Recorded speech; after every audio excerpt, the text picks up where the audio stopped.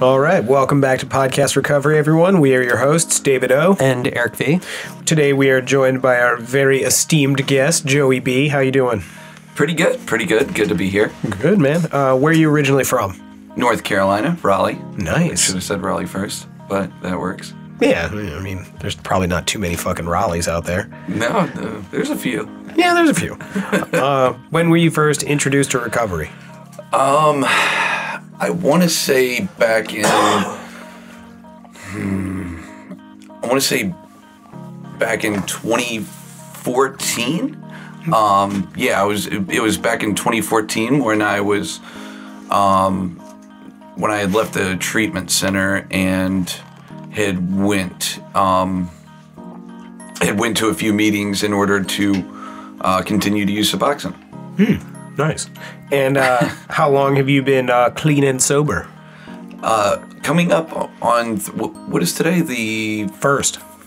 In 8 days, it will be 3 years. Fantastic. Nice. Congratulations. Thank you. Well, with all that out of the way, and without further ado, I'm going to turn it over to you to share your story with us, bud. All right. So, as I said, I am Joseph Boykow. I don't care about breaking my anonymity, you know. Good stuff. You know, it's like today I don't have anything to hide. You know, I'm an open book. I'll start with, you know, kind of my experience, strength, and hope. You know, I'm, you know, sober, clean, you know, and have been for almost 3 years. So it's been a journey for sure. You know, I grew up in a good family. You know, my mother and father were always there. You know, the abuse is part of my story. Sexual abuse, and that's not something I really bring up much whenever, you know, I share. For the most part, I try to just talk about what it was like and, you know, what happened and what it's like now.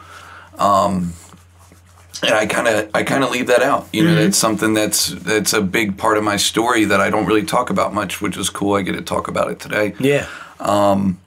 So yeah, you know, I grew up, I have 2 sisters, a brother, all significantly older than me. My brother's 11 years older than me. That's the closest gap. And That's the closest? That's the closest 11 gap. years? 11 years. The youngest sister is 20 years older than me. And, no, I'm sorry. 25 years older than me. Good Lord. And then the How oldest old are your sister parents? is A fucking 26. 100? My mom's 64. My mom's How 64. is my mom? Okay. My mom's older than your mom. She got started early, man. Good God. Had four marriages. 4 marriages. Okay. So, you know, it took her a while to find the one. Hopefully it doesn't take that long for me. But the way things are looking right now, it is. But yeah, so, you know, I grew up in a good family. You know, my sisters were very kind. You know, my brother was, he's very kind. And so are my parents. You know, I grew up in a family where my dad, he did drink a lot. There weren't many times where I saw him with his friends that he wasn't drinking a significant amount. He was the type of guy that could drink, you know, he could drink a 5th and drive and you wouldn't be able to tell the difference. Fuck. Yeah. You know, I can remember many a days that, you know, he would drink and, you know, we would go get Chinese food. Like he'd come home and he'd be all happy, in a good mood, all giddy, and, you know, we'd go get Chinese food. And, you know, Nice. Eventually when I had a license, I would drive, but there was a lot of times where, you know, he was driving and I couldn't even tell. There was only a few times where, you know, he'd lean over and he'd say something, I could smell the alcohol in his breath. But from an early age, I definitely saw the effects produced by alcohol and drugs because his friends around him definitely used drugs. You know, there were prescription pain medication use amongst my dad and his friends. And I didn't really notice that at an early age, but I definitely noticed the drinking. Yeah. So, my first contact with drugs and alcohol, I was like, I want to say 8. I was like 8 years old. My dad left a warm beer on the bar. There's a bar downstairs. What kind of beer was it? Dude, I have no idea. We'll call it Schlitz and move on. Schlitz and move on. Yeah, so I take a big pull off of this because I thought it was tea. And I had been running with my friends, and I like take a big pull off of this, and immediately I thought it was the most disgusting thing I'd ever tasted. Yeah. And I didn't throw up, but I definitely spit up most of it, like once I realized what it was. Didn't get no aha moments, no, warm feeling. I was too young to even understand. Mm-hmm. But as, time progressed, I throughout elementary and middle school, I always had this feeling of feeling apart from everyone else. Mm-hmm. There was never really a time in my childhood where I didn't feel like something wasn't there, like something was missing. Yep. And I developed this like really good habit of lying. I was really good at telling lies. My mom, I can still remember, I love my mom to death. She is a very religious woman. And, she was the driving force with religion as I was growing up. Mm-hmm. But there were times where she would pull me to the side and she would think I was lying. And in order to get me to tell the truth, this is what she would have to do. She would say, Joey, do you swear to God? And it was a very tough turmoil with me because I was like, I know if I swear to God, I'm going to be damned to hell if I tell a lie. So, the times that I wouldn't want to tell the truth and I was definitely lying, I would say no, and she knew I was lying. Yeah. So that was the kind of dynamic I had growing up. And then, it was a family member, and I don't really want to get into too much detail because it's something that I've worked through. Mm-hmm.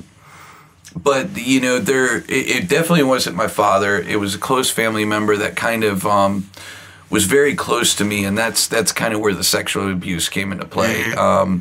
It wasn't anything too out of hand, but it definitely played a big part in my life because I went through a lot of turmoil as growing up. It kind of just played into that whole dynamic of not knowing where I fit in, having this void. Yeah. So it was, it was like kissing and, stuff that just, it was really traumatic because, and it definitely went further than that. It doesn't really need to go into much detail. Yeah. All you really need to know is that there was definitely sexual abuse there. And, and that played into the whole dynamic. Like I said, as I was getting older in middle school, girls became a play. I had a girlfriend whenever I was like, I can't remember. I was like 11 or 12, or I was like 10 or 11, and I had a. When did you have your first girlfriend? I think it was like 10 or 11. Mine was in 5th grade. In 5th grade, yeah, 5th grade. Yeah. How about you, Eric? I better at 4th. I think 5th grade. Yeah. 5th grade? I don't really consider it like a real thing, but like, sure, right? I walked her home every day after school, and she French kissed me, and it was nice. We kissed. Her name was Nicole. Her dad was a Marine, and he scared the shit out of me. And well, she didn't have a dad. Oh, that was the dynamic there. I'll never forget Amy Rhodes. I've looked her up a few times. Can't find her, man. Oh. Cannot find her. There's a lot of Amy Rhodes out there. That's probably a good thing. It's probably a good thing, yeah. And as I was, I'll never forget. That was funny. This is a tangent for sure, but I remember I couldn't find the courage to ask her out. So I wrote this little letter. I said, will you go out with me? Yes. And then a yes and a no and a check mark. Yeah, box next to it. Hell yeah. Oh, man. It worked. It worked. And, she mysteriously moved and never knew why. Yeah, apparently. Is that the one that got away? That's the one that got away, the Great White Buffalo. That's why you used. Yeah, exactly. The Great White Buffalo. Anybody who doesn't know that term, watch Hot Tub Time Machine. So yeah, so things progress, you know, the void, the feeling of not fitting in progressed as I was getting older. And I'll never forget, I was 12 years old, you know, it was a couple of my buddies, you know, this is the picture right here. You know, it was me, Zach, Matt, and who else was it? Cody Jakes. I'll never forget Cody Jakes. Love that guy. Schizophrenic, and, you know, alcohol and drugs definitely fueled that. Oh, yeah. So it got a lot worse once we got into our teens. But, you know, so we all grew up in the same neighborhood, Trailer Park. I was like the median factor. I had it was like a house with a trailer attached to it. So it was like, it was a medium-sized house. It was a quadruple wide. It was a quadruple wide, man. And so I was living large, you know? Yeah. And then once you passed my house on the right, it was like these $750,000 houses, like massive, you know, 3-4 story houses. Like that. Oh, it was crazy. And then you go to the left, and it's a trailer park. Yeah. And that was the people I roamed with. Oh, you know? yeah. I wanted to be with the kids that were rich, but I stayed with the trailer park You were kids. just in no man's land. No man's land. I was in the middle, man. So, you know, as I was saying, you know, I meet up with these kids, you know, we start to get in cool with each other. I was bullied a lot by them, you know, like I was the kid that it was easy to find that button, and once you pressed it, I kept going. You know, and that's something I still struggle with today, but I've gotten so much better than I used to be, for sure, through the things I've done. So, you know, I get together with these kids, you know, like I said, Zach, Matt, and Cody, and we're kind of trying to figure this out. We had been planning it. We didn't know what we were doing, but we knew his aunt, and we knew like how to get beer, and we knew how to get pot, and he got pot from his aunt. We stole some of his grandfather's cigars. We, you know, and everything started to accumulate. We got everything we needed. And we all go to this pond, and I'll never forget. We go to this pond. It was just some random privately owned pond. Yeah. In between all of in between our houses in the trailer park and my friend's house, and off of Simpkins Road, which is Great Aunt or something like that, owned the mill at one point or something like that. I don't know, but so we meet at this place, and it's magical. You know, it's a nice, beautiful summer day. It's like 82 degrees. There's no humidity. We have our arsenal of drugs. We had everything ready to go. You know, and we go walk on this dock, and the weirdest thing, I'll never forget this. I don't know why this always sticks in my memory, but there was a half a smoked cigar of pot, of like really good pot. We had some like Mexican brick, you know, full of seeds.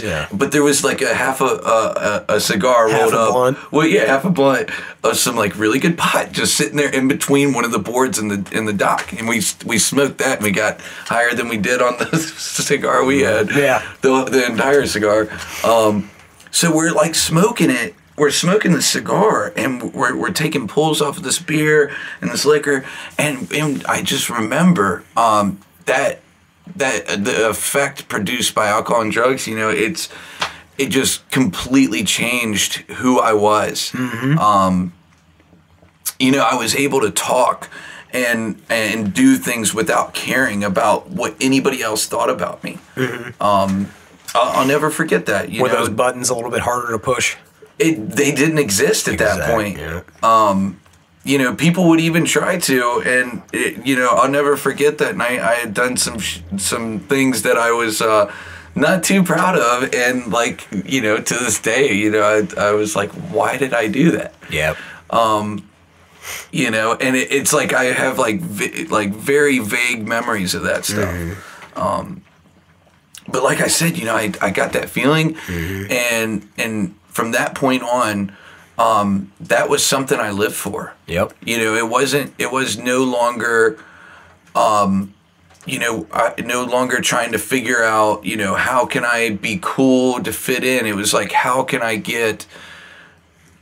achieve that effect, that same feeling that I had before? So, me and my friends, we would gather, we'd get together, we'd drink and we'd smoke, and it'd be mostly on the weekends. There'd be some, random the spur of the moment weekdays where somebody'd get, some money from one of their parents, more than likely me. And we would, do what we did. We would, we'd find some pot to buy and we'd drink. And, slowly but surely, I remember as we got older, this guy, Zach, his dad was dying of cirrhosis of the liver. And he had been for a while, and he was told that he only had like a year to live, and here we are. He died like, I want to say 6 years ago. About 6 years ago, and he had lived for like 8 years with like cirrhosis of the liver, and should have. I don't understand how he survived. He was drinking every day, popping pills, but he was prescribed oxycodone without Tylenol. It was just oxy. Yeah. He had the 5 milligram. He had the 10 milligram, and that was what. That was like one of the first pills I had ever taken. He had given him to Zach, or Zach had somehow gotten him. I can't even remember exactly how he got him, but me and my buddy Zach and Matt, we're drinking, we're smoking, and I see them take it, and I'm like, can I have one? And he's like, no, I only got one for me and Matt, and they take it, and I just remember them just like being laid out, relaxed and just super bliss. They're sitting there laying in the grass, staring up. Matt throws up, I remember watching that. I was like, man, I want to feel like that. I want to know what that what that feeling is. Yep.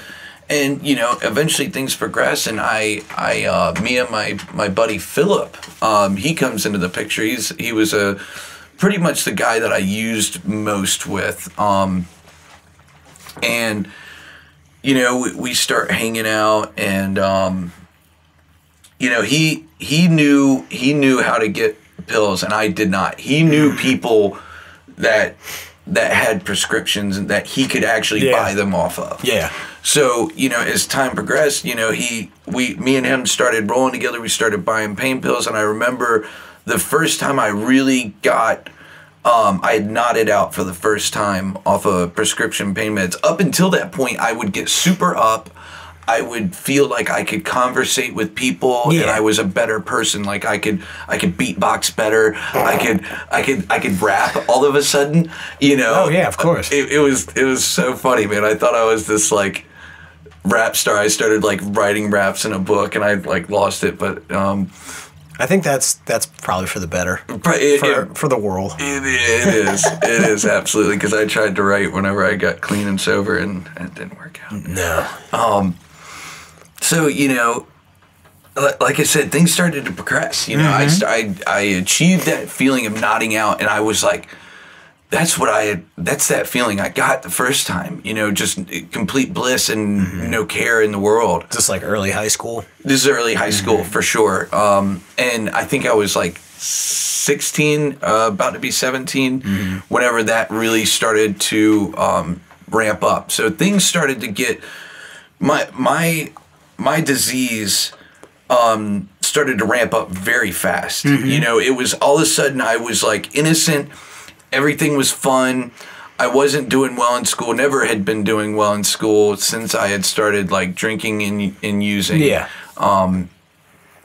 Things started to ramp up really fast. So I'm taking anywhere between 3 and 10 a day, depending on how much money I have of like Percocets with Tylenol. So I'm like destroying my liver, and I had no idea. I didn't know that Tylenol destroys your liver. And I'm snorting them. I for some reason I got addicted to the way Percocets felt whenever I would snort them.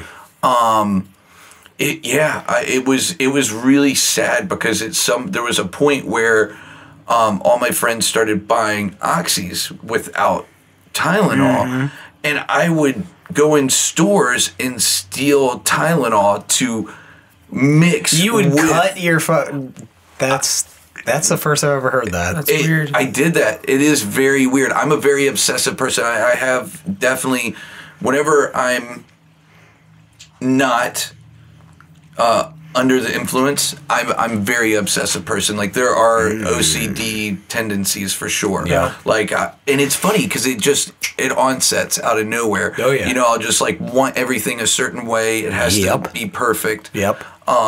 And then there are other times where I just let it go. It's very strange how it can just come out of nowhere.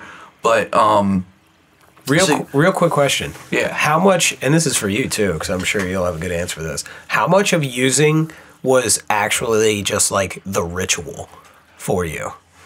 I'd say 75% of it. I'd say almost 3/4, if not more, was the ritual. I was such a ritualistic person. And almost everybody I knew was that way too, except for my buddy Philip. My buddy Philip was like, get it, use it, steal it, take it, flip it, get it, use it. You know, he was very much one of those guys. What about you, Eric?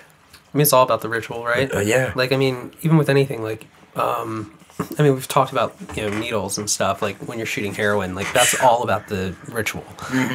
Snorting drugs, all about the ritual. Even with crack, like, when you're cleaning a crack pipe, like, there's, like, a ritual to that.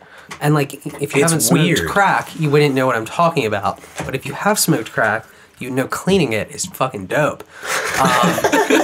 But I'm just saying. But yeah, like that's just a weird like thing a ritual, that like you just totally reminded me of. It's just how that ritual like gets started, and then like you just have to do, and like that goes with that like obsessive compulsive. Like I have to do this way because I know that I'll get this result if I do it this way, and da da da da da da da. Yeah, and the acetaminophen's an interesting one though. Yeah, I guess you didn't know about it at that time, right? I had no idea that it was destroying my liver. It's like really bad for you. It's not changing anything. The only thing that it changes is that it thins your blood, and you get high faster. So that is a real thing that does happen. It's a big trade-off, though. It's a big trade-off. It's a very there's other drugs that will do that. There's other drugs that would do that for you. Yeah, you get high just as fast or faster. Oh my goodness! But yeah, I'm really grateful I didn't smoke crack, because if I did, man, I probably wouldn't be sitting in this chair for sure. The way I used pills and heroin, yeah. So we haven't gotten that far yet, so we'll get there. So things got really progressive. I no longer needed Philip. It got to the point where I no longer needed Philip. I was about 19 at the time. I no longer needed Philip, because I would do that thing where you hang out with that person, you get to know all the dealers he had, and you're trying your best to buy the prescriptions before he did. But he was pretty fast, and he hustled a lot of people, so I had to work really quick. But you know, it got to the point where I was not happy unless I had, you know, between 10 and 15, you know, pills, depending on how strong they were. So it was starting to become an expensive habit, because these people would like thrive off of me. They're like, this 19-year-old punk doesn't know what he's doing. Doesn't know how much to pay for him. And, you know, I got like screwed over a lot of times. I was not a good drug addict, you know, for sure. At 19? At 19. Oh, wow. Yeah. I got screwed over quite a few times. But there was a lot of times where I got like really good deals, and I was able to thrive for a little while. Yeah, no, of course.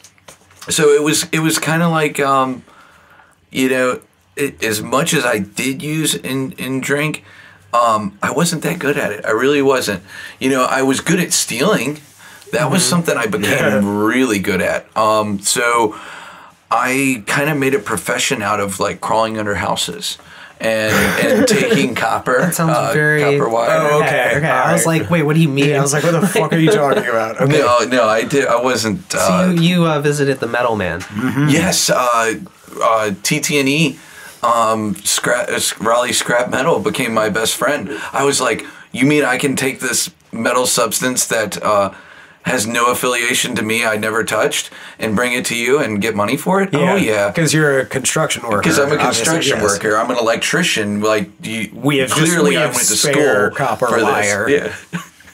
It's spare AC units that cost thousands of dollars, you know. Jesus. Absolutely. And unfortunately, there's a lot of those amends that I can't make, you know, because, like... That's just a living amends, dude. It's just don't do it again. Don't do it again. Yeah, and, you know, as things... I get really bad, you know. My parents, they noticed everything, and they pretty much gave me this ultimatum. They were like, you know, either you go to the treatment or you find somewhere to live. And this is at 20, about to turn 21. So they gave me that ultimatum, and of course I chose to go to treatment. Mm-hmm. You know, I go to this place, Wilmington Treatment Center, and this is there's a very important thing that happened in there that it's like stuck with me in my recovery since then, which is just, it's a beautiful moment. It's like what led me to my God moment. Is there was a guy that we very well know. I'm not going to throw his name out there, but he was a younger guy, very young, and he came in there and he spoke at the meeting, and I didn't hear a word he said. I was just full of fear and full of judgment, and I looked at this guy and I said, what a schmuck. There's no way this guy that looks like he's 13 years old, Yep. Not a hair on his body. No. Except for the hair on his head, drank or used drugs anywhere relatively close to the way I did. No. So it was just, it's a beautiful moment because it comes full cycle. And, you know, I stay at this treatment center somehow, you know, 28 days, you know, I made friends. I told a lot of stories about how I, you know, was like this big time drug dealer. Of course. And all these things, man. And I was far from that. And, but, oh goodness, I almost left a really important part out. So before I went to that treatment center, we'll come right back. Before I went to that treatment center, not long before that, I was working at a Five Guys Burgers and Fries, and I met this girl, cashier, love of my life. We were starstruck. We looked at each other and it was it. Yeah. No, I had to like come in there stoned out of my gourd to even talk to her. And I did, you know, we started hanging out, and that was a wrecking ball, man. She was smoking crack and shooting dope, and I had no idea for a little while until I found out. I started seeing, like, noticing signs, like, you know, I'd take her to really sketchy places, and, you know, I was using my mom's car, so that was not good at all. And I'll never forget, there was one time we were in a parking lot and I knew what she was doing. I knew she was going to get dope. She was going to get some heroin, and she comes back, gets in the car, and I'm like, where is it? Like, you didn't just get pot for me. Like, I know you went in there to get dope. Yeah. So, you know, I get her to, like, fess up. She, like, throws it on the dashboard, and she's like, there it is, fine, here. And I said, why can't you just do pills? The same thing like my dad would say to me of like, why can't you just stop? I'd say, why can't you just do pills? It's so much better than like, you know what you're getting, this, that, and the third. Like I would just, and she was like, I can't remember what she said. Like, you have no idea what it's like, da da da. And I said, watch me. I said, I will take this bag of heroin and I will snort it, and I'll never do it again. Ate those words, but I snorted it. I'll show them. I snorted it, and I like immediately started nodding out. Like not even a minute later, I was like nodding out. Threw up a couple times, and like in the back of my mind, I was like, this is the best thing I've ever had in my life. And, you know, and I had no idea. I was just like, nope, I'm never doing that again. Get me some hydrocodone, get me some oxycodone, get me whatever you got, you know, just, I'm not doing that again. And, you know, so full cycle back in this treatment center. I'm terrible with like cyclical stories, you know, going in transition, you know, in order. Tarantino stories are better than just linear crap stories. Always. So, you know, back in Wilmington Treatment Center, it was the most horrible experience for me at the time because I was Wilmington like, is gorgeous. oh, it was beautiful. But when Love you're Wilmington. a scumbag who doesn't want to be sober, who's sober, and I even did a shot in the dark with that. They have that part of town too. So I really screwed that up because I went in there. Well, I'm actually very grateful that it happened the way it did because it just ramped it. Like my addiction and alcoholism was just so much more intense after this because I went in there and I told them that I had a gram a day habit of heroin. And I had heroin in my system at the time. Mm-hmm. So they just took my word for it and prescribed me two 8 milligram Subutex tablets a day. And I don't know if you've ever taken that, but you know that 2 8 milligram tablets of Subutex can keep you high the entire day. You will wake up high the next day. So, and I did, and I've like, for the first 14 days that I was on it and they started to taper me off, I was like, man, I can be high all the time. And that was what was happening subconsciously, and I didn't know that. Mm-hmm. So I go through that, day 11 or 12, I was like, they're going to take me off of it anyways. Stop giving it to me. I was like, I did like an AMA on my medication, stopped taking it, and thought I was like Iron Man. And then like a couple days later, I was like dope sick and screaming woes me, always trying to sleep. And 28 days, I'm getting out of there, and I'm thoroughly convinced. I had told my parents in the like family sessions that I was just going to smoke pot. That was it. So that's exactly how it happened. So 3 months. Were they receptive to that? Were they like, okay? They were not happy about it. Okay. They were not happy about it in the least bit. Yeah. So, things progressed. 3 months later, I'm out of that treatment.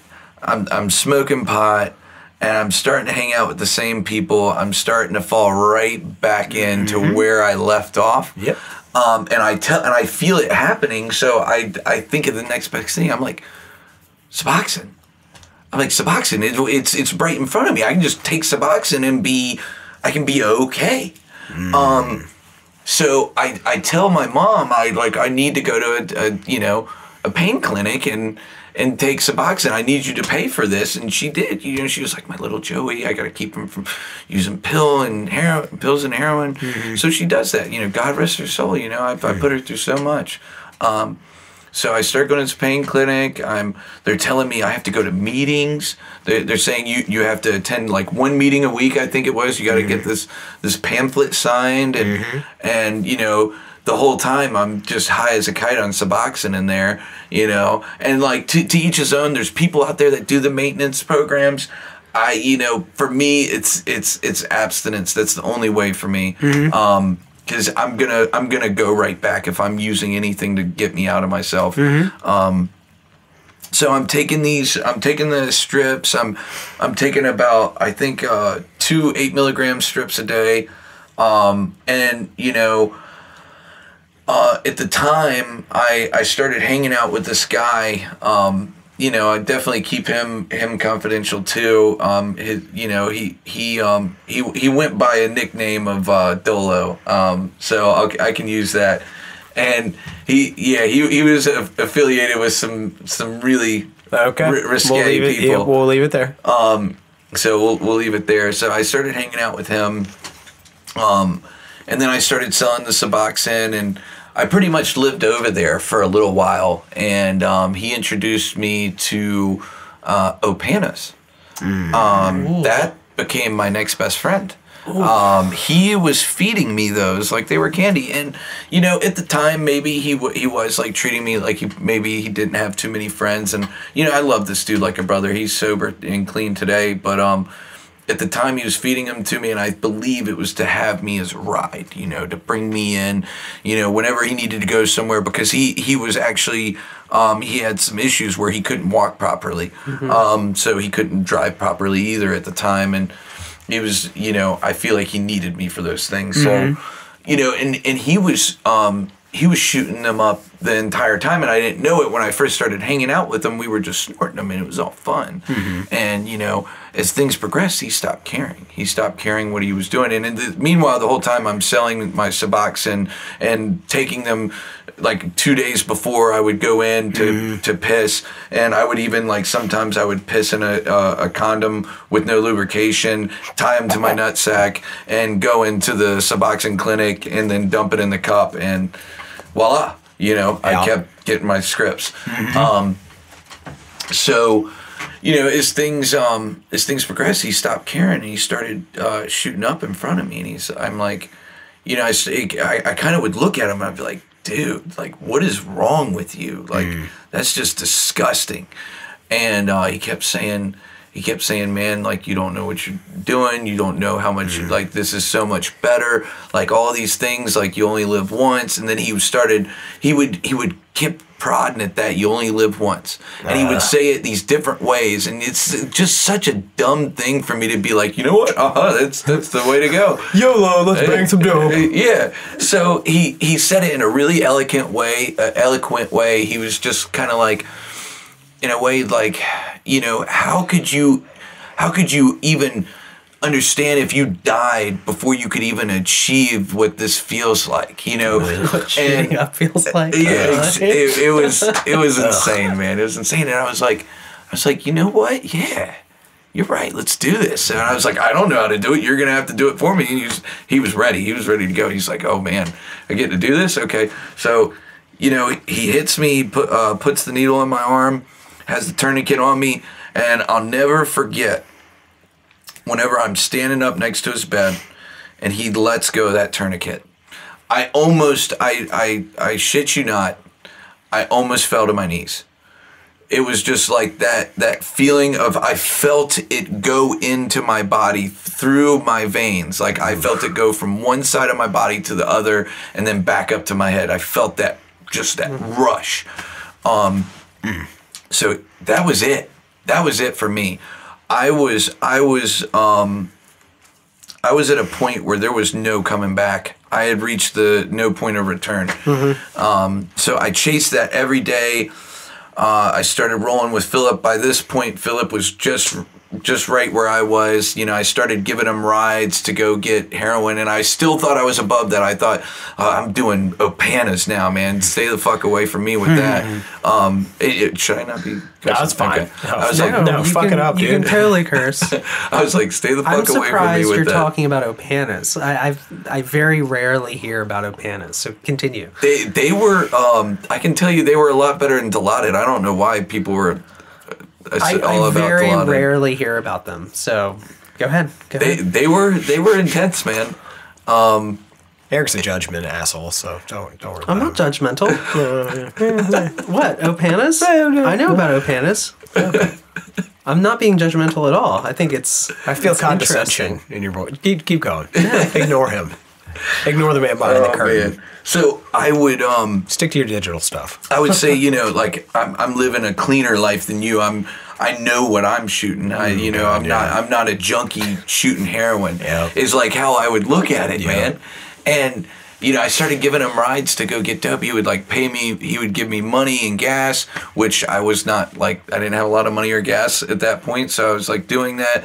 And eventually, he was like, you know, I'll give you dope. You know, like I don't have extra money to give you, but I'll give you dope. And because he knew if I started using dope, I would be rolling with him to get dope. And lo and behold, me and him were making trips every day to Henderson, North Carolina to go get dope. You were literally getting dope fiended. Yeah, that's exactly what happened. Definition 100%. Of dope fiended? Oh, Joey, there's your picture. Okay. So, you know, and that's you know, that's what I did for a long time, consistently for several months, is I would get just enough money to go to Henderson and get a bundle of dope, maybe 2, maybe 3 if it was a good week, you know. And I would periodically, you know, up my tolerance every single time, you know.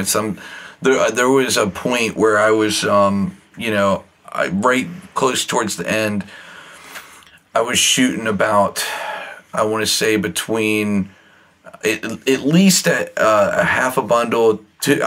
Some days I would shoot a gram of dope, which was, you know, for someone who went to a treatment center and lied about shooting a gram of dope, to actually be doing that was just, it's just baffling to me. That's the power that drugs and alcohol have over someone who is afflicted with this disease.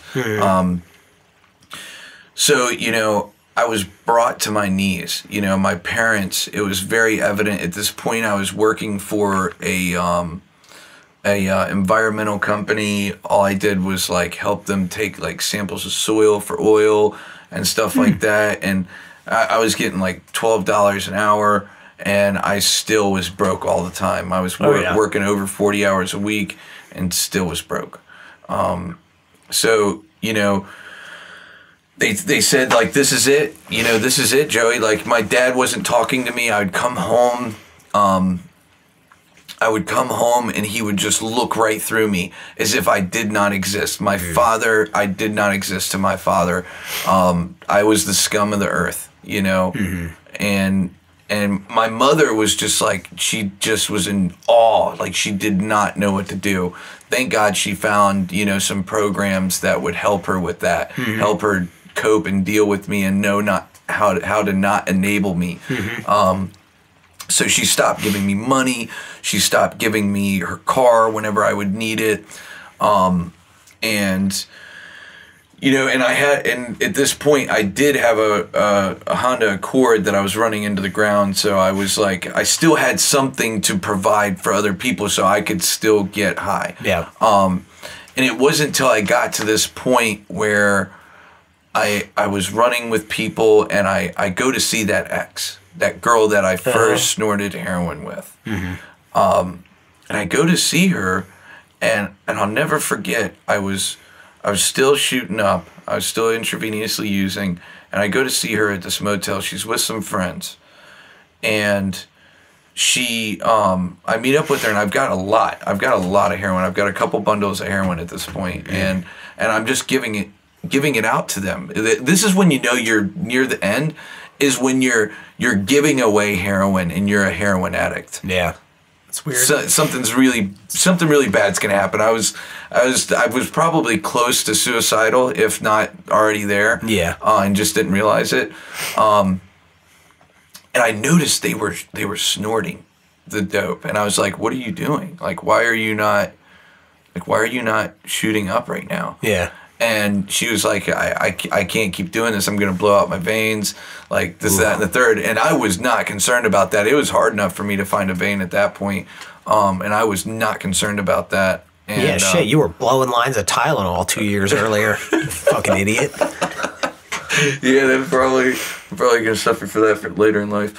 But, I don't know. The liver's pretty resilient. Let's hope so. We'll roll the dice on that one. Roll the dice. So, you know, I'm at this point, and I'm just like in shock at how bad I was. I had this moment of clarity for the first time in a long time. Like, there had been a couple times where I've been like, man, why am I sick right now? You know, a couple little moments like that, but then I just, you know, blew it off, and I was like, yeah, just go get some more, and I feel better. But at this moment, I was like, there's something really wrong with me. And I left that motel. I just like walked away. Like, they're in there, happy as can be, you know, as a pig, you know, rolling around and shit.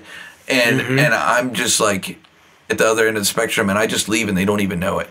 I just walk out of the motel. Old Irish goodbye? The old Irish goodbye, yeah. I just walk out, and I'm just walking down Capitol Boulevard, really rough part of town. Somebody a couple blocks down the street, my mom tells me about it, somebody a couple blocks down the street from where I was that night had gotten shot and killed in an armed robbery.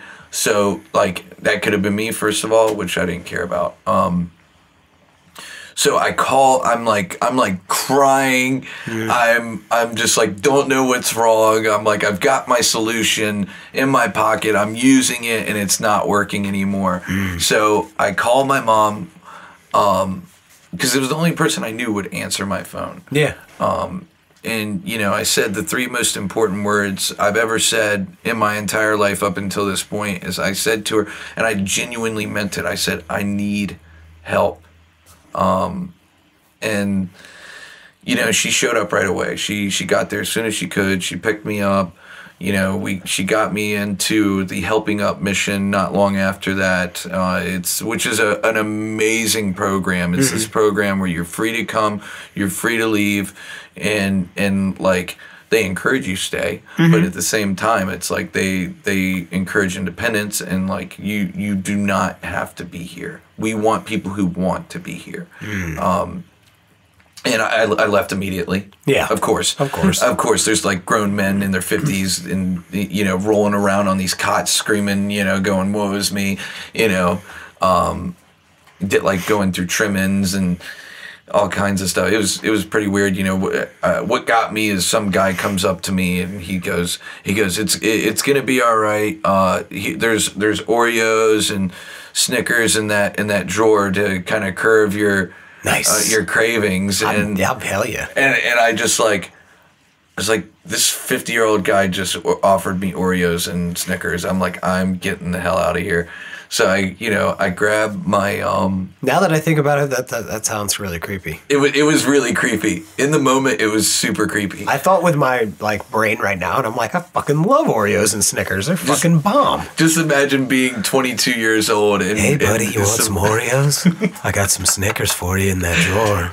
Oh god, it was so weird. They're delicious. So, I grabbed my bag with all my clothes, and I leave. I'm like I'm in the bushes. There's like thorns all around me. I'm getting caught up. We're in North Carolina, by the way, so there's thorns everywhere.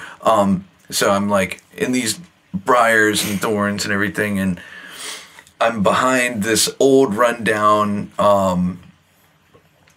psychiatric hospital, Dorothy Addicts. So I'm in between there and the treatment center, and it's and my mom, I hear her crying out, Joey, you know, and I stick my head out and get back in the car, go right back to her, you know, help me, Mom, you know, I don't know what to do. So she gets me into a dual diagnosis detox this time. All right. Place for, you know, they asked me all these questions. It was like kind of along the lines of, are you suicidal? And I'm like, no, I don't want to kill myself, but I'm like, yeah, I did put a needle in my arm and I did do these things. And they're like, okay, that's good enough. Just sign right here. And I didn't know what I was signing. I was like, okay. I thought it was like signing a release form or something like that. And they're like, all right, you're coming on in. Yeah. Follow me. Just put on this jacket and follow us.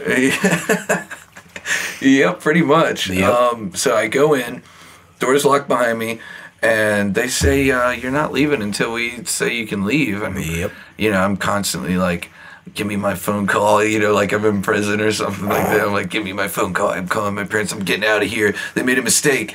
And, you know, I go through the detox, man, which was the most like terrible experience I've ever gone through in my life. You know, 7 days of not being able to like keep anything down. I mean, there would be very small moments where I would keep something down a little bit, but for the most part, I did not keep food down. You know, and like I said, man, I was miserable. You know, when you find yourself in a psychiatric facility saying, you know, these people are crazy, you're probably one of the craziest ones there. That's the way somebody said it to me, and I didn't really get it until like later in life. But you know, if you're calling people crazy and you're in a psych ward, pretty crazy. So I go through the detox. I'm starting to be able to keep stuff down, and I you know, and it's not over for me yet. I start to, you know, recant those things I said of like I need help and all that good stuff. And you know, I get out of there, and my mom's like talking to all her people to get me in this treatment center where it's an extended stay program. An extended stay program, and she, you know, she gets me into this place on a scholarship because my insurance won't cover anything anymore. So here I am, I'm about to go to Baltimore, and I'm telling my mom that if you do not let me use one last time. The great infamous one last time. Just one more time. Yeah. One more time. That's all I need is I need to feel it again, see what it feels like one more time, and then I'll never do it again. And like, you know, little did I know that the phenomenon of craving, you know, the second that I pick it up, I don't know when I'm going to put it down. Oh, yeah. I had no idea what that meant at the time. Now I do. So, you know, I tell her all this stuff, and I said, you know, you're going to be the death of me. You're sending me to Baltimore. You know, I shot dope. I'm going to go to the, you know, dope capital of the United States, and I'm going to die, you know. So she, you know, she didn't, thank God, she didn't let me go out. She didn't give me money. She didn't give me a car. What she did is, you know, I really feel bad for this too, man, is like, you know, it's just another thing that I did to my mom. You know, she gave me one of her Xanax. She gave me one of her Xanax that she was prescribed probably because of me, and then goes over to the neighborhood who had an issue with you know, heroin at one point in his life, and he's come full circle. He's got you know, he's got his thing. He smokes pot, but you know, that's his way. And you know, she gets a joint from him. Good. Okay. So gets a joint from him and brings it back to me. Wow. Yeah. That's a hell of a mom. Well, she very well could have saved my life. Yeah. Instead of letting me go back out and get what I really wanted. Mm-hmm. And it was just enough. It was just enough to put my nerves on ease. You know, I'd been sober and clean for a little while. I had just enough to get it out of my system and almost entirely. Mm-hmm. So, you know, it did the trick. Mm-hmm. At the time, it did the trick. You know, and off I go to Baltimore. Yeah. So, you know, this is where life really began for me. You know, I meet these wonderful people that are doing these things that I just never really understood. Was like they were talking amongst each other about God and how these traditions and these steps and these principles and working them in their life had changed their life. And you know, and like I said, you know, without this, well, I'm going to say it now, is without these experiences, you know, I would not be sober and clean today. Mm-hmm. You know, there's you know, 1,000 ways to skin a cat, but I can tell you this was the only way for me. Mm-hmm. You know, if you are an alcoholic and you are an addict, there is a solution. Just look hard enough and you will find it outside of drugs and alcohol. Mm-hmm. And it's through the people who know how to work. There's steps to take that you can take in life that will change your life. Yeah. So, you know, I'm embarking on this journey. I find this guy, you know, we'll just call him my spiritual advisor. You know, this guy who, you know, he introduces me to what it's like to be, to understand what alcoholism and addiction is. Mm-hmm. Like, he takes me to the direct roots and causes of why I did all of the things that I did, why I lied, why I cheated, why I stole, why I constantly hurt the people I loved the most, you know? And, you know, he showed me all of these things, and he said there is a way to change your life for the better, and that way is, you know, finding faith, finding faith in something better.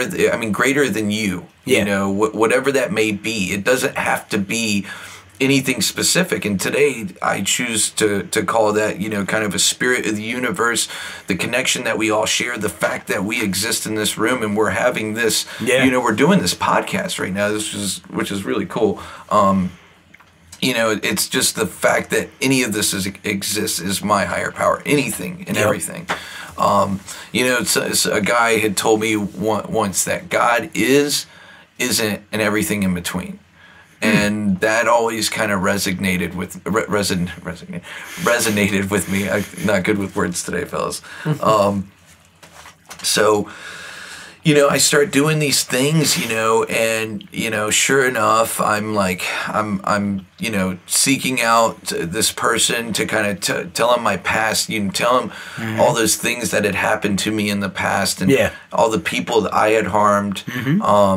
and then I'm like seeking out these people that I had harmed to make these things right. Yeah. And this is what I call like developing that connection to other people in life, you know, really being able to acknowledge the connection that we share together, like not just physically standing in this room, but like emotionally and spiritually that we have. Oh yeah.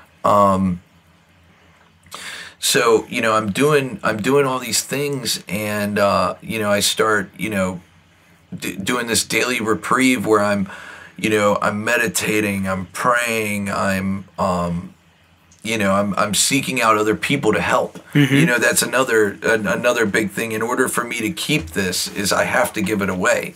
And I do that. I was doing that regularly, and then I start to get these good things in life, man. Like, and I start to get, you know, I get a girlfriend who I met in recovery, you know, someone else on the same path. I got a job through her brother.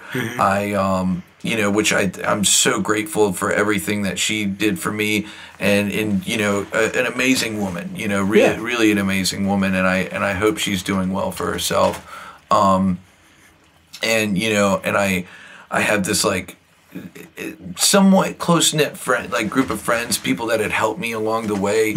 You know, a guy that would pick me up and take me back and forth from Catonsville to Pikesville. He would make 4 trips just to name drop him. Yeah, name drop him. Brad Walters. It is fucking Brad. Yeah. You know, oh my God, just such He's an been amazing, mentioned in so many podcasts, dude. Such an amazing person, you know. He would literally pick me up from Pikesville, leaving from Catonsville, take me to Catonsville, and then at the end of the night, take me back to Pikesville. He would do that once a week for like 6 months. Like, if that's not like altruism at its best, you know, like he showed me how to give freely without any expect of anything in return. Yeah. So, you know, in like we're let's start to get to where like things are now, is, you know, as things progressed in my life, and I have all these good things in my life. I was in this like really good, sweet spot in my life. I was doing all these things, and everything was real easy. And then I started to lose sight of what was important to me. The comfort zone is the danger zone. The comfort zone is the danger zone, man, for sure. I get to this point where, you know, I start to put the girlfriend and having this job and being financially secure and just like all of these things in front of continuing to do everything that I need to stay sober and clean, and also like doing other things in life. I got content exactly where I was. You know, that's not where my higher power wants me to be. My higher power wants me to be the best I can, to be the best person I possibly can be. And I know where, and I'm like, oh, I'll get there. But so, you know, things had gotten really complicated in the relationship. You know, I was self-seeking a lot of the times, you know, being very selfish in a lot of ways, playing, you know, an extreme amount of video games, which I still play video games still too much. But I was playing an extreme amount, like I'm talking 40 hours a week, you know, and good God, you can't really keep a girlfriend when you're playing video games 40 hours a week. And have a full-time job? And have a full-time job. It's not really possible. And I'm thinking, I'm like rationalizing, I'm like, yeah, I buy her all these things, I pay attention to her, I tell her I love her, I'm there for her. But in all reality, man, I wasn't present. You know, I'm doing all these things, and in the same way that like drugs and alcohol did those things for me, video games started to do the same thing for me, to the point where whenever I'm with you, I'm not really with you. You know, I'm somewhere else. I'm at home playing Call of Duty. God, that's a shitty feeling. It is. It's a really awful, terrible feeling. You know, and, you know, so she breaks up with me. And, you know, that was a really tough experience to go through, because the first time she broke up with me, she drank. And, you know, you know, we get back together. The only thing I knew how to do was, you know, get her into treatment, which probably wasn't the best idea, because it was only like 3 days later that she was, you know, everything had come to a standstill again, you know, where she was ready to stop. So there were other solutions than just diving right back into a treatment center. So Yeah. But not even a month later, she's saying like, I want to work things out. This, that, and the third. So we get back together. Of course, I'm like, absolutely. So we get back together, and everything goes right back to the way it was. Mm-hmm. There was nothing different. At first it felt different, but there was nothing different. The only thing that was different is I wasn't playing video games. Yep. And I had gotten spiritually sick, through this whole thing. She was in the process of getting well, and I was in the process of getting sick through her. And so this is the final time, that she had broken up with me. She broke up with me again. She had drank again, and then she got a new spiritual advisor. She started doing all the things she needed to do, all the things that we were doing when we met. Mm-hmm. And it was devastational for me because she did something that, I didn't understand. As I was like, she did not want to be in a relationship. Mm-hmm. She was like, I do not want to be in a relationship. Can we just be friends? And I just didn't know how to take it. I didn't know how to take it. No. So, I walked away. I told her, I said, I cannot just be friends with you. Mm-hmm. And I walked away. So this whole experience is, to me, she was like a drug and alcohol for me. Oh, yeah. 100%. Women are a bad drug. Bad drug.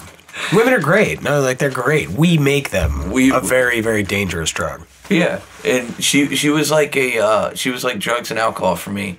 Did exactly the same thing for me. Made me feel secure. Made me, and these are all things that I'm like starting to realize now, like that I have been realizing over the past couple weeks. So for the past 4 weeks we haven't been talking, and up until that point, I had felt the same way that I did at the end of my drinking and using. Is I did not want to wake up. I did not want to wake up. Mm-hmm. For a lot of the time, but the most important thing that I did that I can tell anybody that listens to this podcast mm-hmm. is that I called so many people. Yeah. Instead of letting my mind continue to race down this track of like a million miles an hour, a million different thoughts of like, what could have I done differently? What did I do wrong? I'm a piece of shit. Of course she left me. Like, all these crazy thoughts. Mm-hmm. That turn into even more thoughts. Oh yeah, the committee upstairs goes crazy. Yeah, instead of doing that and let that play out, I started calling people. Mm-hmm. That's the only thing that saved my life is like, through prayer, meditation, and calling people that were there for me, that like the second that I left her house that day that we ceased to be friends in the moment. Like, I would hope one day we could be friends again, especially, but, that's something also I'm coming to terms with, is we may never be friends again. Yeah. As much as I would like to be.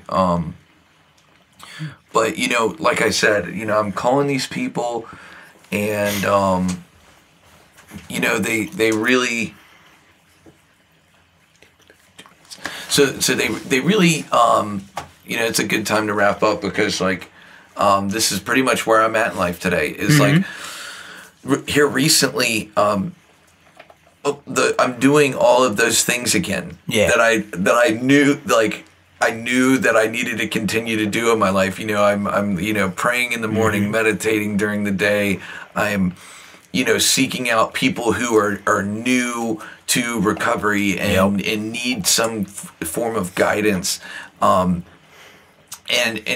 just like, it's amazing and seeking out those amends, those things that I need to make right, and trying to right those things immediately when they happen. And I'm just like in this place where I feel really good. You know, I was actually speaking to a woman today, a customer, and she had known that I was in recovery. You know, she was like, me and her, we have a rapport, we're very comfortable together. She's a very religious woman, and she's talking to me, and she goes, you know, there's something different about you. You know, I've known you for a long time, and I remember when you came here early in recovery, and there's something different about you. And she said, you know, the lights, I can see the lights in your eye. You know, it's like the way you look at me and the way you talk is just so much different. You know, you seem so comfortable in your own skin. You just feel like there's this energy that you just give off. And that's what happens to me when I'm doing everything I need to be. I'm just as happy as I was that first time I took a drink and a drug. Yeah. And anybody out there, no matter how much they drank or used drugs, they can achieve that very thing. Peace, serenity. When you lay your head down at night, your head doesn't do backflips. And you sleep, man. Yeah. And you sleep a beautiful sleep. You wake up, you're like, all right, world, what do you got for me? Yep. That's it. That's where my life is today. And thanks for having me out, guys. Yeah, fantastic, man. Oh, we're not done with you yet. Yeah, we got some Q&A for you now. Oh, good Lord. Yeah.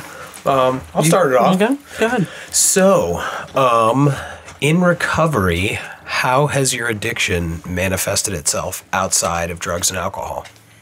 Video games. Video games and sex. Absolutely. 100%. I didn't realize it, how much, and that's something, you know, I didn't really talk about is, that's something that I've been like working on a lot recently, is just the self-seeking behavior, like looking towards other women. Like I haven't sought out another woman, and I'm like really trying to get to this point where I'm happy with just myself before I can even think about finding another person to make that happiness even better. Yeah. And like I've given up pornography, which is good for you. Which good is job. which I'm is not there crazy. yet, but good for you. Yeah, good job. It's crazy to think. You know, because even in relationships I did that, and I can see where that can also turn into a addictive behavior, because that's something I would use to get outside of myself. Hell yeah. Just scrolling, going through as many, like even through the day at work I would do that sometimes. But just scrolling. I like that as like a title. We never realize how picky we are until we're on Pornhub. Scrolling. We're like, nope, nope, nope. And it's completely unrealistic too, it's completely unrealistic. And that's the terrible thing about it, is like it creates this unreal expectation, you know? Yeah, but it's the same chemicals in our brain, man. Those happy chemicals, the dopamines, the serotonin, everything. Yep. Yeah. Oh, all that good shit. Okay. Well, here, let me do a softball question real quick. Oh, okay. Okay. What's your favorite video game?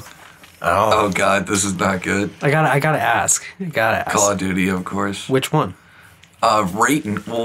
The one I'm playing right now, Blackout. It's Black Ops. It's Black Ops 4. It's Blackout. It's a battle royale where it's so 100 people drop. They're so hot. They're so hot right now. Like mode in Black Ops 4. I don't play multiplayer anymore. That's all I used to play. It was multiplayer, and now they came out with this battle royale for Call of Duty, and that's I'm all not a fan of battle royales. But I haven't played. It's the rage right now. I know it is. Like it's very Fortnite strange and with Fortnite and like POG. Is it PUBG? PUBG. PUBG. I don't know. I'm off video games. That's not my. And that's modus something I've operandi. noticed, is that here recently I've actually, same with porn and everything, is like I've actually I'm slowly getting away from video games. Like they're losing their appeal. Like I find more appeal. They don't do anything. In meditating and reading my like basic text to the things that talk about the steps to spirituality and everything. So like I'm literally losing my interest in video games, and it's a really crazy feeling because like it's a good feeling. It's a good feeling. It is. Like, and I want to go off on my tangent real quick.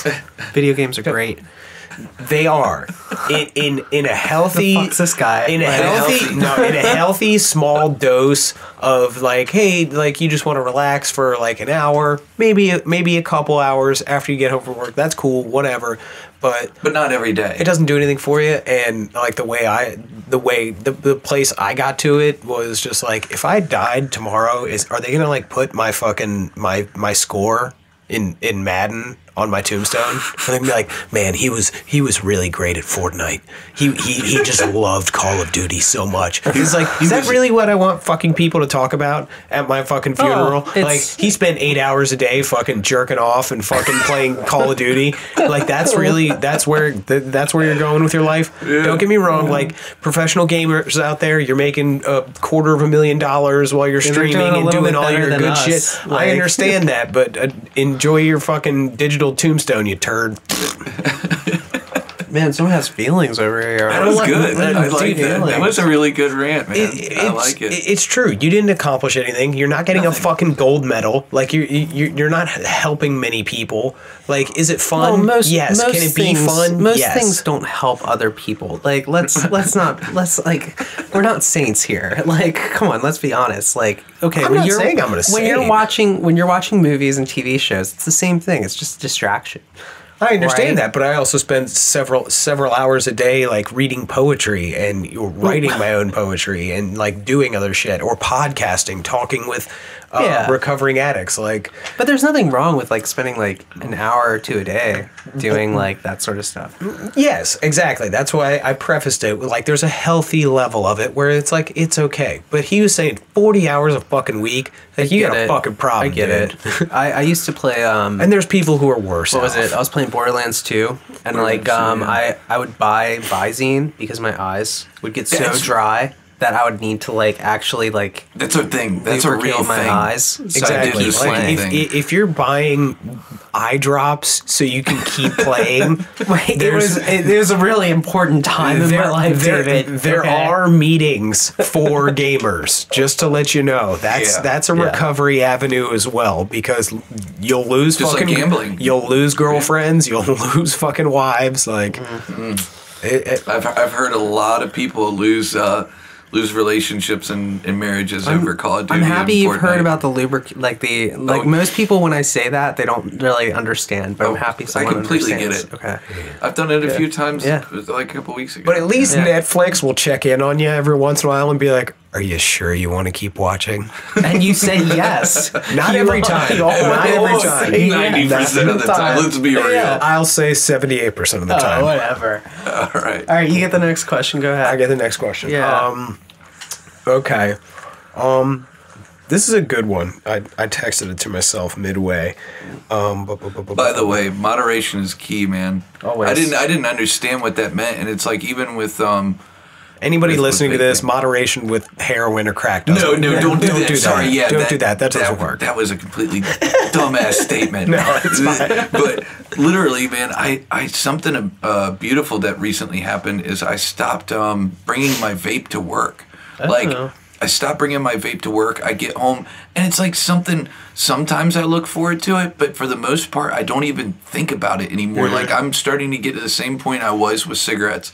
It's losing its appeal. Yep. You know, I'm starting to like work out more often. Mm-hmm. Like, I'm sore right now from the gym, and it feels great. Yeah, and like a lot of healthy things can become unhealthy.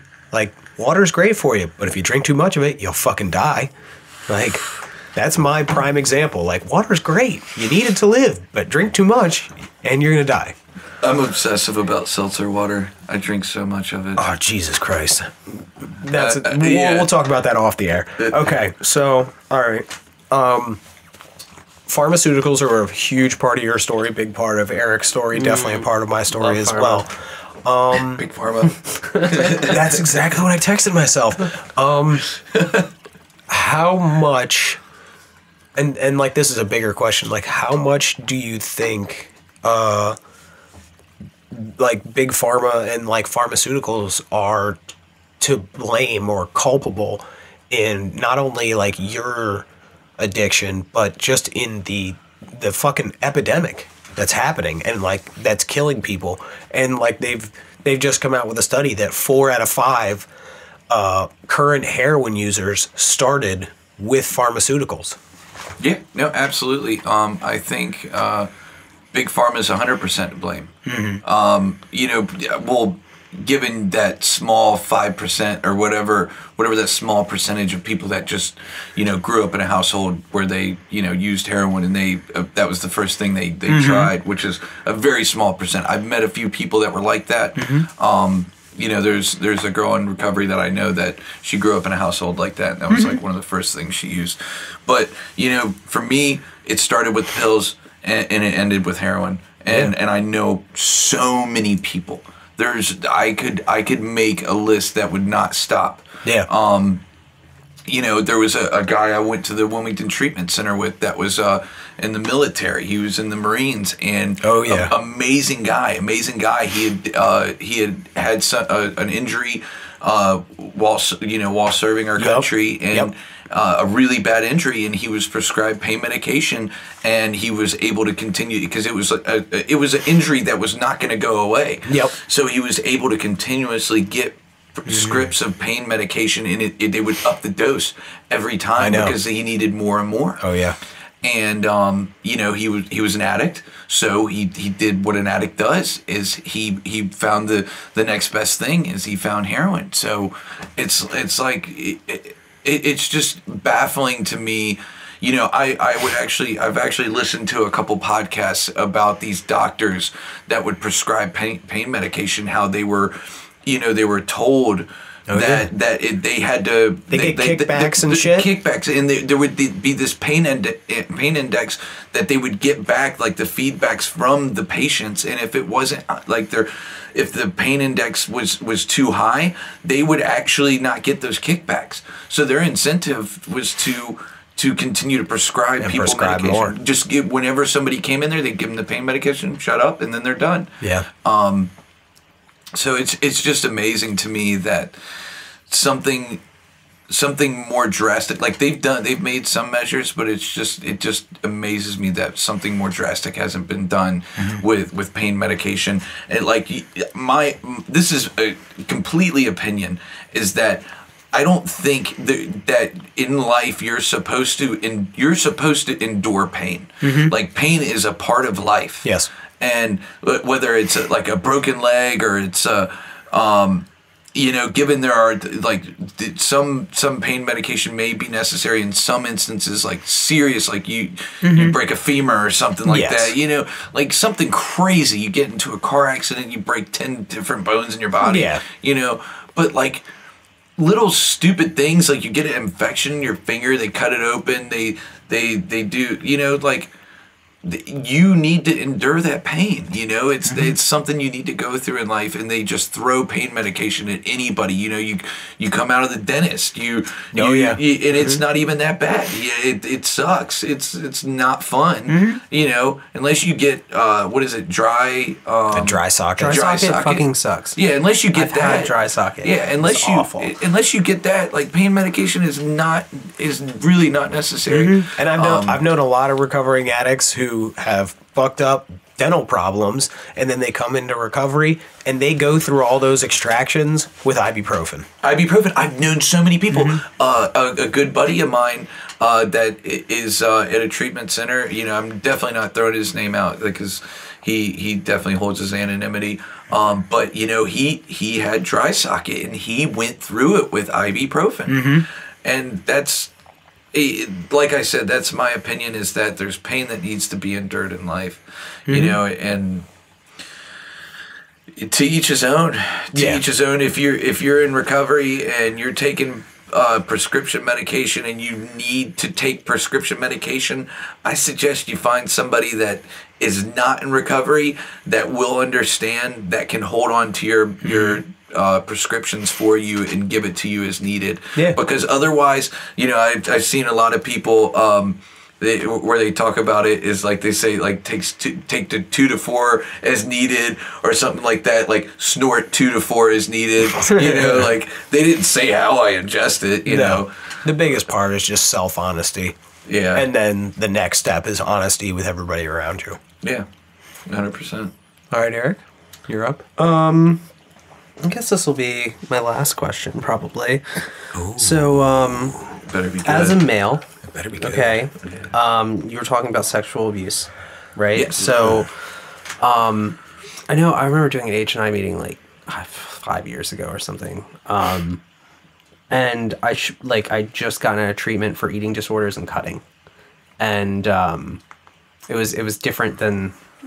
It's a weird story, but I just gotten out of treatment for like depression and eating disorders and cutting. I remember sharing that about like being a male and cutting and like having eating disorders and like image issues and stuff.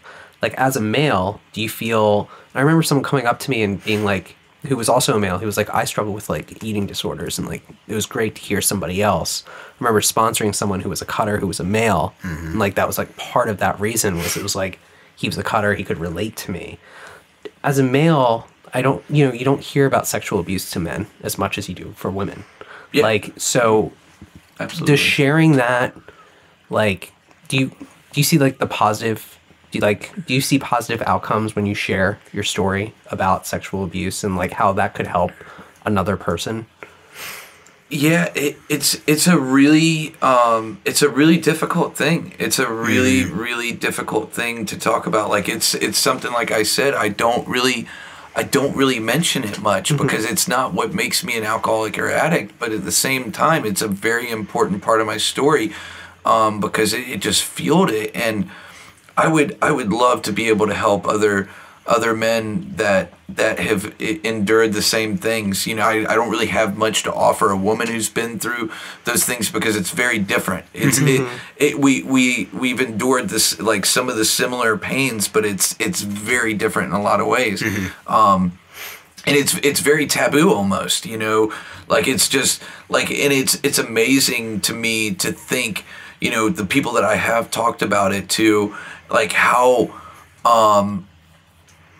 common it is. Common it is, and you just don't hear about it. Yeah. It's just not something that's talked about. There's a guy I got sober and clean with, and he's a really I'd say he's a really important part of my recovery. I know him relatively well. I know his story pretty well, and he went through the same things from me as I did. He dealt with it in a church.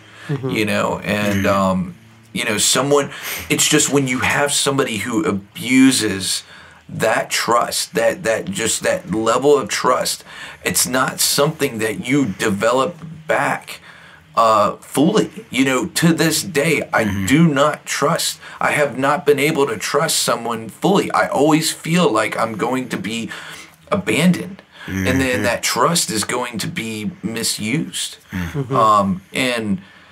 I just hope that I can say to anybody who has endured sexual trauma in any form or fashion, the only way, it sounds like, Gandhi, like, just the only way that you can move forward in your life is to forgive the perpetrator.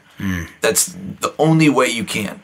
Because the thing is that person may suffer for the rest of their life. Knowing that they did those things to you, and there's nothing you can do to change that. There's nothing you can do to change what happened. It happened the way it happened. And it's just like you stand in a river, you've got fish passing you, you catch a fish, you can either sit there and let it rot in your hands, or you can put it back in the water and watch it swim away and never see it again. I like that. Yeah, man. Sexual trauma is a really taboo thing with men. You don't really hear about it much. Yeah. All right. I have two more. Here at Podcast Recovery, we very much aim towards pretty much everybody finding their avenue. There's multiple fellowships, there's multiple religions, there's multiple non-religions. There's different spiritual practices, there's different ways to go about the steps. There's all sorts of there's as many as there are addicts, there's that many different ways to recover. Like all three of us were sitting in the same room. None of our recoveries are identical. How important do you think it is for every individual addict seeking recovery to keep trying until they find their way? I think it's absolutely the most important thing. Mm-hmm. It's the most important thing because you can't do it on your own. It's just not possible. Mm-hmm. If there's anybody who can say that it's possible, they're lying to you, and they're continuing to try to find that way that they can continue to live the way they're living without having to change. Change is the scariest thing to anybody who's an addict or an alcoholic. From even today, being sober and clean, change is scary. You know, the walking through pain and fear is just, you know, it's something we're not used to doing. It's finding the quickest, easiest solution to numb that pain and that fear. So to anybody who thinks that they can do it on their own, they'll find out very quickly that they can't. And you know, there's a lot of people that live in that insanity and will keep trying and keep trying. But when you're ready, find someone who has that solution you're looking for. And like you said, there's many different avenues that you can take to find that path of recovery. But when you find the one, stick with it, please. You know, this world has a place for you. Perfect. Love it. And last question: Have you worked all the steps? Yes. What is? I'm going to do this a lot more eloquently than Eric does. What's your favorite step? You know, it's funny. You have to pick one. See, he didn't preface with killing a child. Like, you know, like, he was like, okay, so you have 12 children and your house is burning down and you can only save one child. Which child do you save? That's horrible. That's horrible. Mine makes you choose, though. No, you have to choose one. You can't say, oh, well, all 12 are great. So they are, but they are all good. They all have their place. So it's very hard to sit here and say, what is the most important step to me? Working with others is the most gratifying, gratifying points in my life that I've been is when I've been super involved in the last step of just giving back to others. But if I had to say my favorite step is the step that I'm working. So that's such a cop-out. It's not. It's not. Because are you talking about the step you're like currently living, or the step that you're currently working? Like at the point in my life where I'm currently working it. You know, the step that I'm currently at any given time, the step that I'm currently working. And the reason why I say that is because if you are not thorough and fearless and completely full-fledged in the step that you're working, you're not doing it justice. If you're thinking about like, I can't wait to get to this step, or I can't wait to get to that point where I'm doing this step. Because for me, I continue to work the steps. I try to work them all to the best of my ability in my life as I go, but it's important for me that I go through each step one step at a time and really focus on where I'm at. All right. I have ADHD, all right.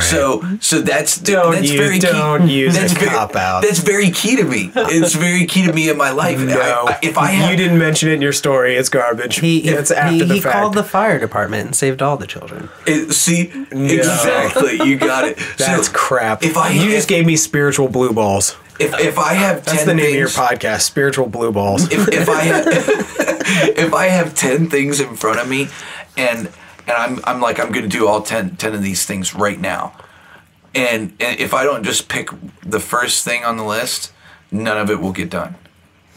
Eric, what's your favorite step? 10. Mine's 3. 3? It's that easy. Yeah. Yeah. Well, I'm that guy. You said he said his favorite guy. step though. You did.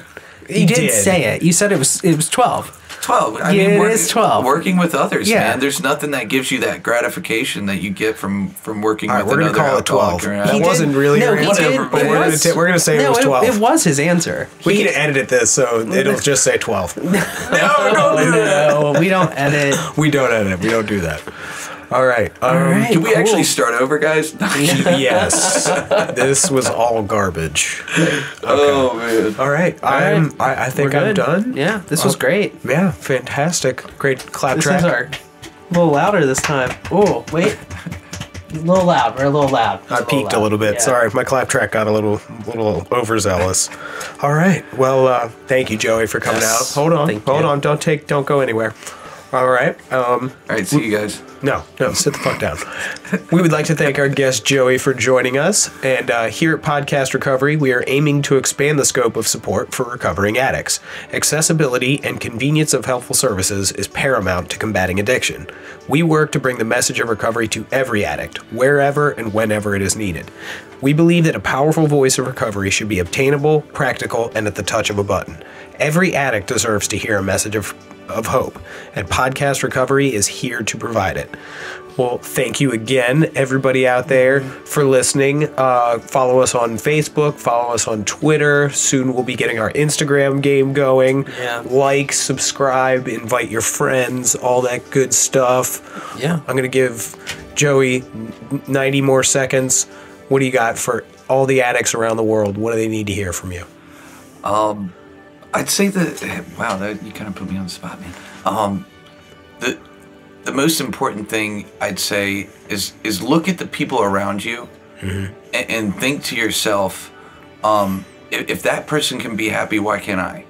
You know, that was the biggest thing for me. Is whenever I started working these step programs, is that these 12-step programs, is that, you know, I would see these people that were happy, you know, and that's something I was not whenever I got clean and sober. And in order to stay sober and clean, I had to find something that would make me just as happy.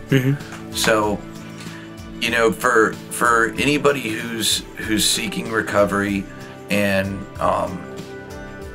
wants and needs to be sober and clean, find the people around you that are happy. And stick with them, and people who are actively trying to help.